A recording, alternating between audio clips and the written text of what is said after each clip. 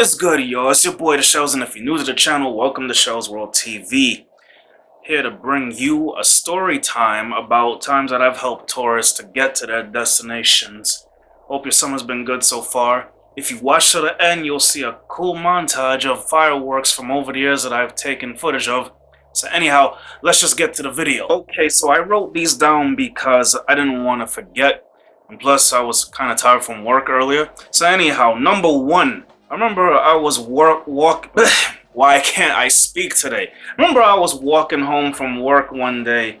I was by Herald Square. And a couple needed to get to Grand Central Station. I just happened to be walking to Grand Central Station, so they were way off from where they were. They were actually in the Herald Square area, you know. And so I just basically walked with them. I don't normally do that sort of thing.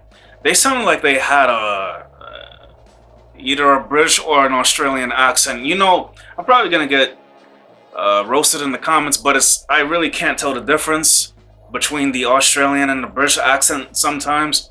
But anyhow, yeah, so I walked the couple home, not home.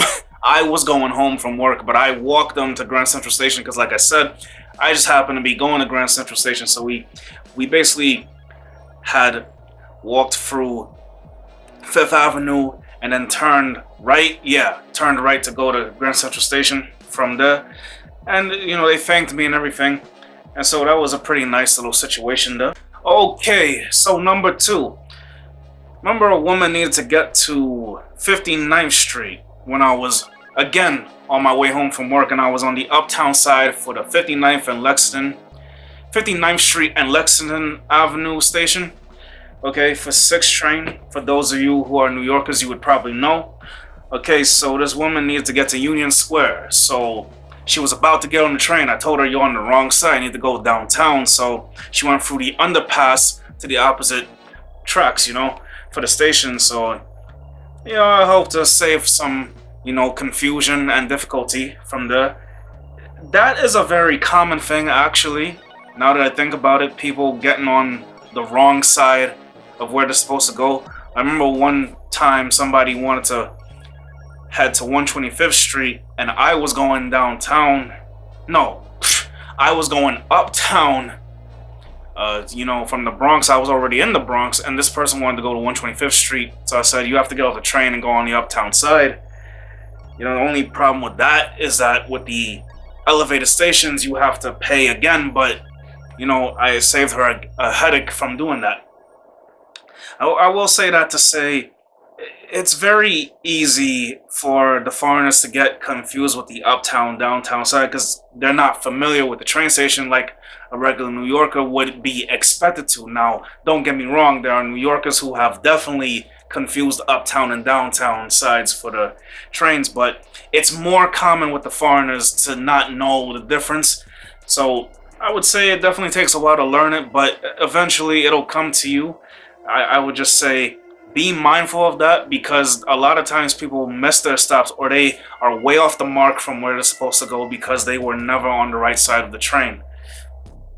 I actually got a funny story about that coming up once I'm done with the next and last thing here. Okay, so the last thing now.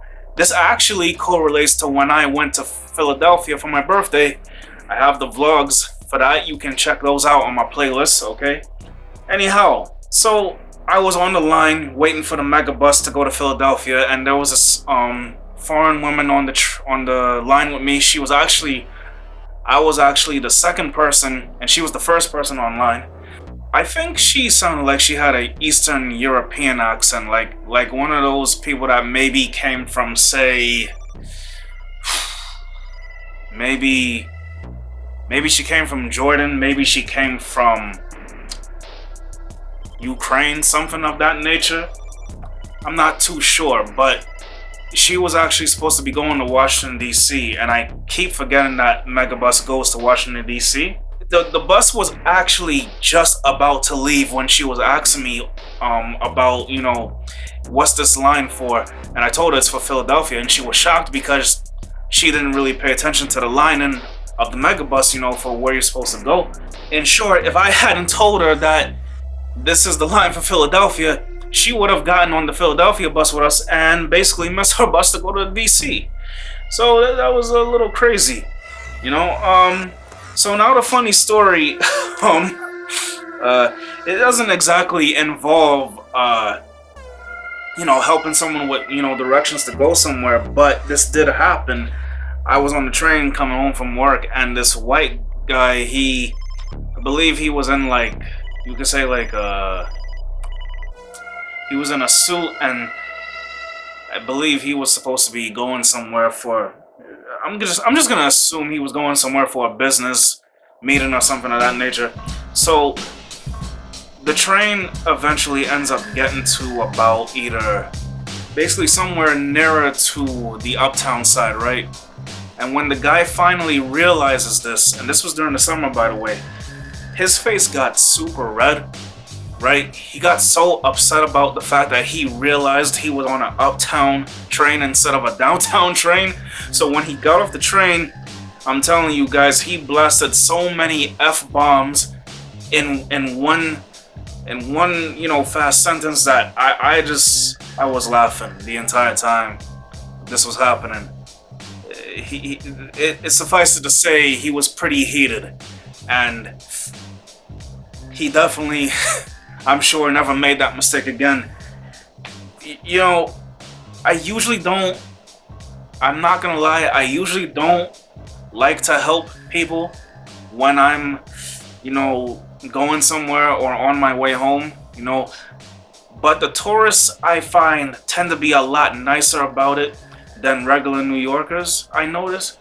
And I say that because usually when a New Yorker is asking me about directions, sometimes they don't even say excuse me.